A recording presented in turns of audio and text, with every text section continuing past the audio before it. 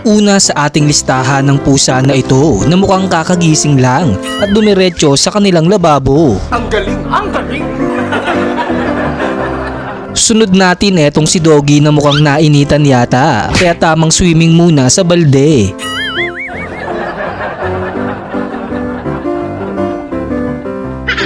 Next natin ang pusa na ito na tamang chill lang muna sa bubong ng kotse.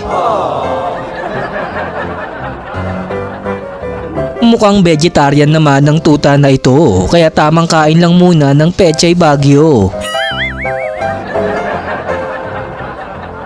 Sunod natin ang aso na ito na mukhang tinamad maglakad, kaya nagpahila na lang sa kanyang amo. Listen, look, and listen, and learn. Next natin ang manok na ito na parang may lahi namang penguin. So weird.